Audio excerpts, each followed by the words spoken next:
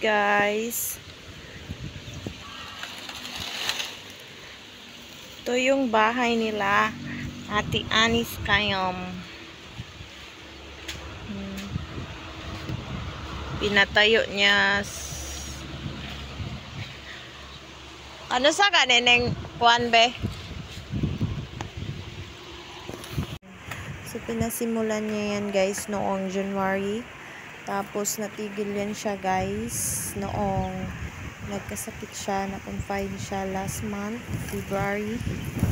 So, pero ganyan na talaga siya guys, na-frame na siya, may kwarto at may forma na siya na CR at kwarto, yung sala, tsaka ang kulang na lang dyan guys is yung pagpataas na lang no, tsaka roofing. Ayan na siya guys. So, hindi pa namin alam kung kailan niya ipagawa yan, ipatuloy niya ang pagpagawa. Actually guys is tatlong bedroom yan siya, yung maliit na kan is CR yan siya, tapos may malaking bedroom, master bedroom. Malaking bahay talaga siya guys. Ang plano naman ni Ate Ani niyan kasi is rest house lang, kaso pinagawa na lang nila ng bahay kasi kapag uuwi sila guys, hindi na sila magsiksikan sa maliit na bahay nyo, kasi yung bahay kasi na inistayhan ng mama niya is ano lang, yung NHA, pero di pa renovate ni Ate Ani no. So, masikip siya, ano siya guys pa, yung condemn siya, walang hangin na makapasok.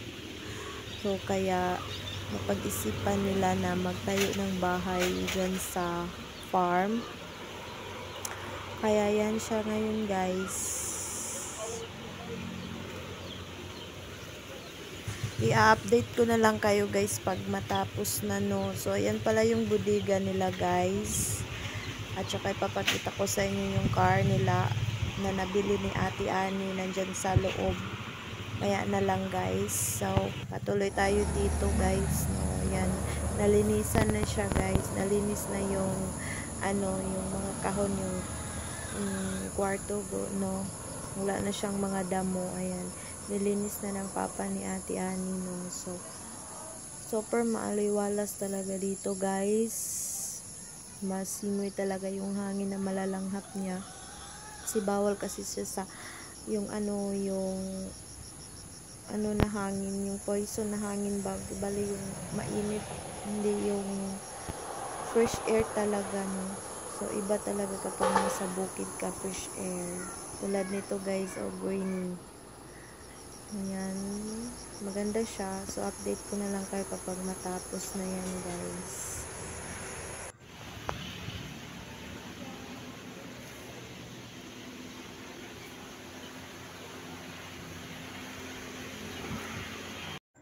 So, ayan yung car na nabili ni Ate Ani guys. Yung car na binigay niya sa kanyang papa.